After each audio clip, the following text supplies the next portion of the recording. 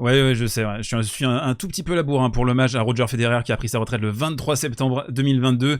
On a eu une pluie d'hommages, des réactions à chaud. Moi, ce qui m'intéressait, c'était plutôt de faire une vidéo à froid. Alors bien sûr, on va commenter sa retraite qui a eu lieu il y a quelques semaines maintenant.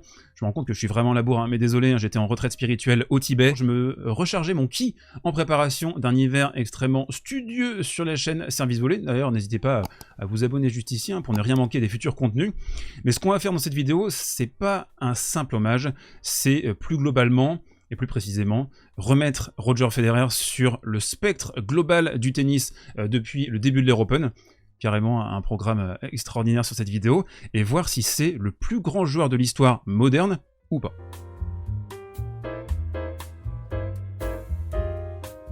Avant de répondre en détail à cette question, je vais d'abord vous donner mes sensations, les émotions que j'ai ressenties quand Roger a pris sa retraite à la Lever Cup.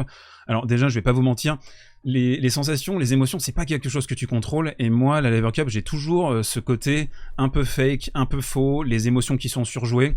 Alors oui, c'était aussi un théâtre merveilleux pour prendre sa retraite, il était avec ses plus grands rivaux, Andy Murray, Novak Djokovic et Rafael Nadal. Il a conclu sa carrière en double avec Rafa, donc il y avait un côté symbolique qui était magnifique, mais moi j'ai ce petit arrière-goût toujours avec la Lever Cup.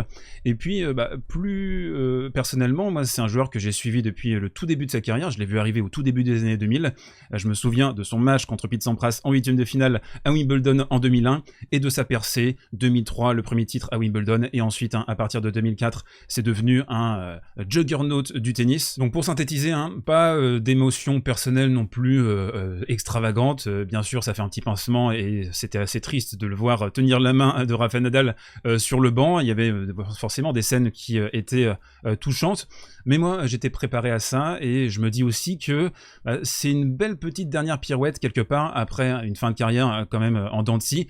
Je trouve, à titre personnel, que sa carrière aurait dû s'arrêter soit sur une victoire à Wimbledon en 2019, mais ça, Novak en a décidé autrement, ou alors à partir de l'Open Australie 2020, où il fait une demi-finale avec des adducteurs qui sifflent contre, encore Novak Djokovic. Donc voilà, un petit peu de contraste de mon côté. Je vous demande dans les commentaires de me donner votre avis, votre perception des choses sur sa retraite. Et maintenant, on va mettre les mains dans le cambouis et attaquer avec le premier point de cette vidéo, l'impression du génie Roger Federer, sa marque intemporelle sur l'histoire de ce jeu. Alors pour moi, il y a trois aspects fondamentaux dans la marque que Roger va laisser dans le tennis. Le premier, c'est la joie et le plaisir suscité. Ça a été un véritable bonheur de voir ce joueur exercer son art pendant plus de 20 ans sur la scène mondiale. Un joueur volant avec un footwork offensif tout simplement exceptionnel. Je pense que dans l'Europe Open, il y a lui et il y a Pete Sampras. Voilà, c'est les deux meilleurs footwork offensifs de l'histoire. Un joueur volant, donc je disais, un peu à la manière de Stefan Edberg, vraiment un sublime gars. Je pense que ça a été une chance, vraiment, il faut la mesurer, de voir ce gars-là jouer au tennis. Alors ceux qui l'ont vu, peut-être découvert à partir de 2017, quand il est revenu à l'Open Australie, là vous avez vu un ultra post-prime Roger, mais une très belle histoire sur cette Australienne 2017, on va en reparler. Mais pour celles et ceux qui l'ont suivi depuis le début, je pense que vous mesurez à quel point ce joueur a laissé une trace fondamentale. Et puis il y a aussi quelque chose avec ce joueur, c'était cette fausse impression de facilité. On pouvait avoir cette impression que il se déplaçait facilement, tout était simple, sa gestuelle, sa fluidité, sa laxité était absolument prodigieuse, mais ça cachait derrière tout ça un énorme travail, avec Pierre Paganini notamment, des stages de pré-saison extrêmement durs, extrêmement intenses. Quand il revient, encore une fois en 2017, c'est une année charnière dans la carrière de Roger Federer, il fait un bloc préparatoire absolument monumental. D'ailleurs c'est bien simple, il n'aurait jamais réussi à remporter ces 3 grands chelems entre l'Australienne 2017 et l'Australienne 2018 sans ce travail acharné, de pouvoir rester campé sur la ligne, les temps de réaction, les petits pas d'ajustement, la vitesse, la virtuosité, ça c'est beaucoup de travail. Donc oui, c'est un talent exceptionnel, mais c'est aussi un énorme bosseur, et on peut dire, je pense assez facilement, sur les 60 dernières années, c'est le joueur le plus accompli dans ce style flamboyant. Et d'ailleurs, on va revenir après dans cette vidéo sur l'héritage de Roger Federer dans un troisième temps. Et puis des années 2000 complètement fracassé, c'était dingue de suivre ça, vraiment. 2003, 2004, 2005, 2006, 2007, il a outrageusement fracassé la concurrence. C'est bien simple, t'étais né au début des années 80, t'étais complètement anesthésiés par Roger Federer, les Safin, les Gaudio, les Coria, j'ai noté les Ferrero, les Nalbandian, enfin il y a une pelletée de joueurs qui ont vu leur palmarès divisé par 2, 3, 4, 10 à cause de Roger Federer.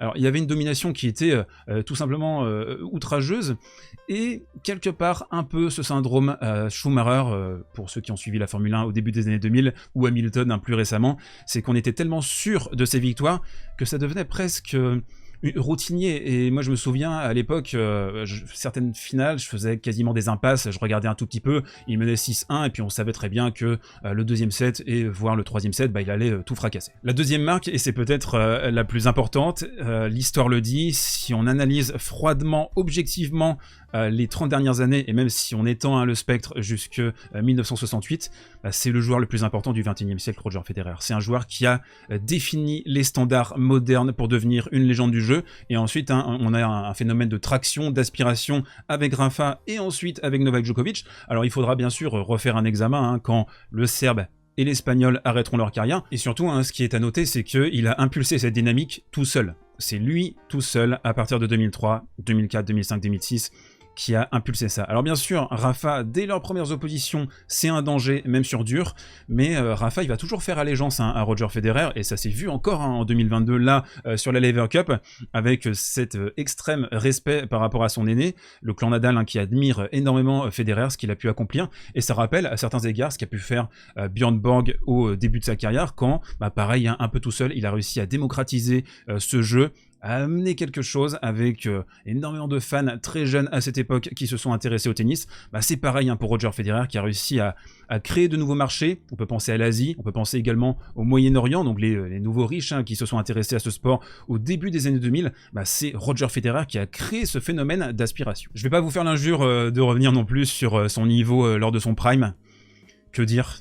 Un mot peut-être stratosphérique, est-ce qu'on a déjà vu ça? Alors oui, ça commence à être vieux maintenant, on parle de quelque chose qui a 17 ans, 18 ans, donc forcément là, si vous avez cet âge à peu près, et que vous regardez cette vidéo, vous vous dites, ouais, peut-être que c'était un peu surcoté, est-ce qu'il était si fort que ça?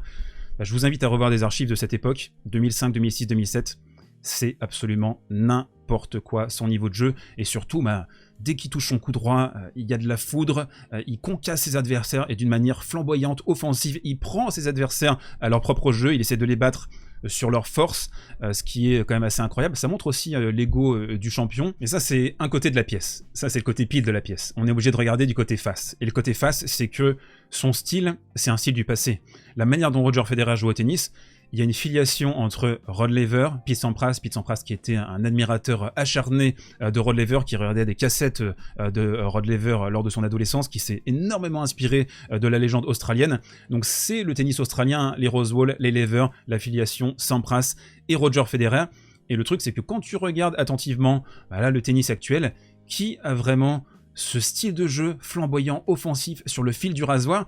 Je pense spontanément à Shapovalov, mais le problème avec lui, c'est que il arrose dans tous les sens, mais c'est un style offensif qui n'est pas suffisamment cadré encore. Par conséquent, cette manière de jouer qui est vouée nécessairement à disparaître, le tennis offensif, s'est battu actuellement avec l'uniformisation des surfaces. On le voit, je pense que le style le plus influent désormais, c'est celui de Novak Djokovic. C'est un style plus pragmatique que celui de Roger Federer, et quand on regarde les oppositions d'ailleurs, il y a un léger avantage pour Novak dans le head-to-head. Donc quelque part, il a établi le standard moderne, donc ça c'est une marque qui est indiscutable, qui est énorme, mais il l'a fait d'une façon passéiste. Donc ça c'est le grand paradoxe de Roger Federer, je trouve. La troisième marque, ce sont ces matchs, les victoires historiques, les défaites magnifiques aussi, c'était un perdant magnifique, Roger. Alors on a la défaite en finale à Rome en 2006, on a bien sûr dans son jardin à Wimbledon en 2008, la finale homérique qu'on a traitée juste ici sur la chaîne contre Rafa, qu'il perd, et la dernière, c'était à Wimbledon en 2019 contre Novak Djokovic. Il a 2 balles de titre, il n'arrive pas à les convertir, encore un traumatisme pour beaucoup de fans de Roger, je le sais. Une épiphanie, une joie monumentale pour les fans de Novak. Et je vous ai posé la question aussi dans l'espace communauté pour savoir quel était le match qui vous avait le plus marqué chez Roger. Et l'unanimité, je trouve quand même, pour l'Open d'Australie 2017, la finale, et même en fait plus globalement l'intégralité de ce tournoi, hein. Il revient, on a la finale qu'on n'attendait plus vraiment avec son meilleur rival et ami Rafael Nadal, qui lui aussi a été embourbé dans 2 saisons difficiles, 2015-2016, c'est pas top hein, pour Rafa, et on se retrouve avec un Roger campé sur sa ligne, qui envoie des marmites en revers Diago. Il élargit son tamis aussi. Il apprend de ses erreurs, il accepte de changer son matériel finalement et voilà, de s'asseoir un peu sur ses convictions, chose que n'avait pas réussi à faire Pete Sampras, et c'est aussi une des raisons pour lesquelles il a arrêté beaucoup plus tôt. Et je pense qu'il a tracé aussi ce sillon de bah ouais, à 35-36 ans, t'es capable encore d'être très compétitif, même si d'autres grands champions dans l'histoire du jeu ont réussi pareille performance. On a Jimmy Connors qui a eu une carrière très longue, Ken Rosewall, Pancho Gonzalez également, c'est des joueurs qui ont joué très loin dans leur trentaine, voire le début de leur quarantaine. Donc voilà, Roger, une marque incroyable. Place désormais dans la deuxième partie de cette vidéo à mon classement personnel des plus grands joueurs de l'Europen après la retraite de Roger Federer.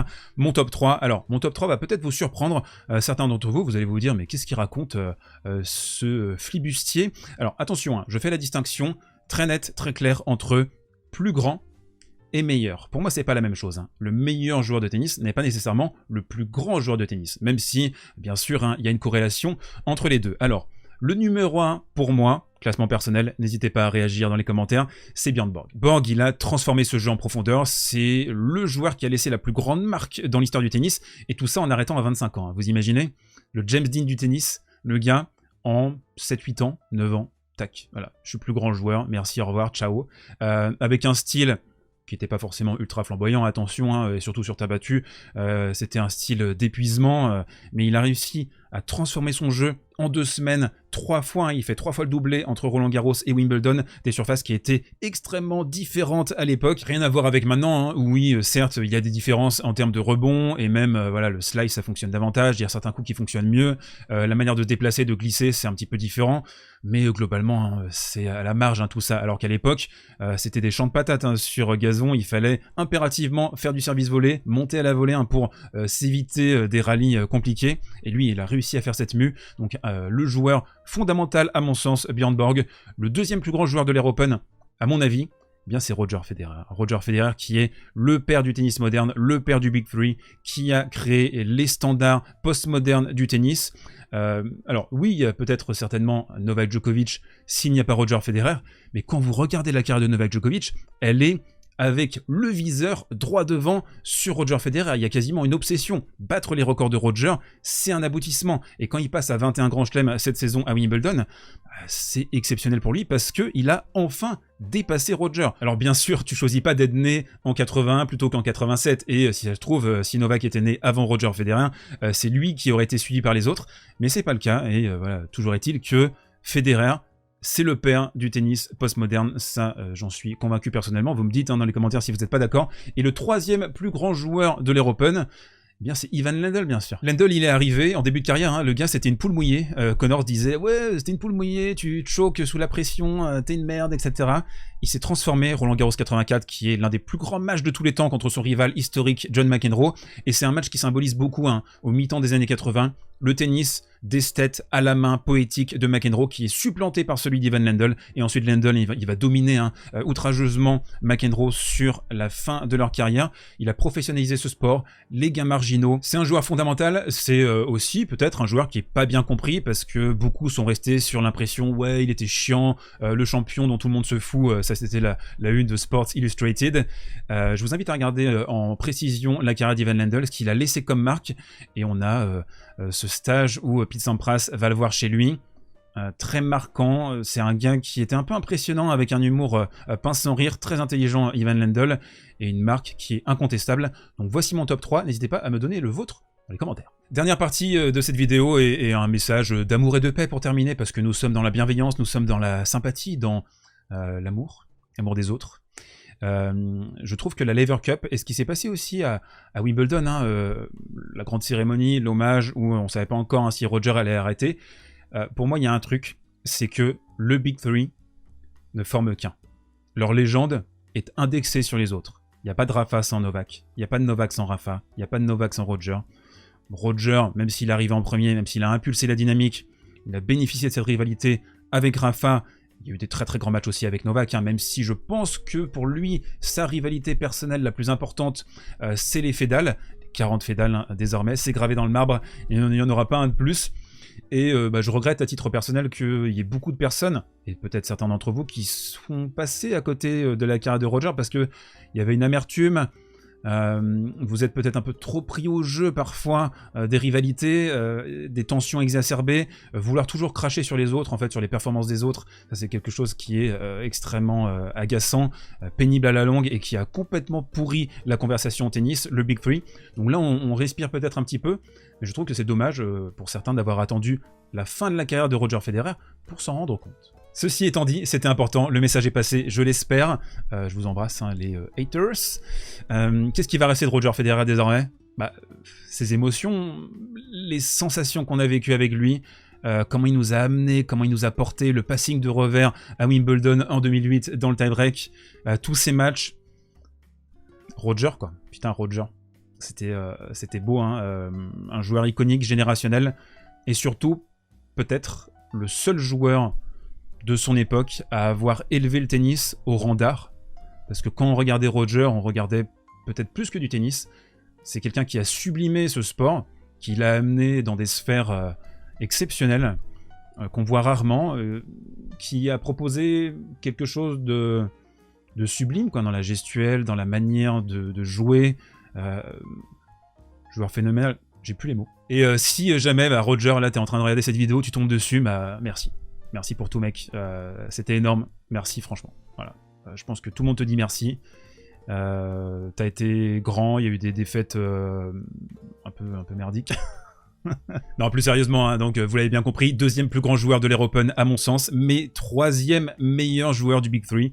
C'est tout le paradoxe, et c'est pour ça que c'est difficile, hein, quand vous voulez faire des petits comptes d'épicier et vous dire « Oui, le palmarès, il n'y a que ça qui compte pour la grandeur ». Eh bien non, je ne suis pas d'accord avec ça. Donnez-moi votre avis dans les commentaires. Comment placez-vous Roger Federer sur la carte du tennis, dans l'histoire du tennis? Si vous avez aimé cette vidéo, n'hésitez pas à la pousser, la partager et à vous abonner si ce n'est pas encore déjà fait. Et on se retrouve très très vite pour de nouvelles aventures. Bisous!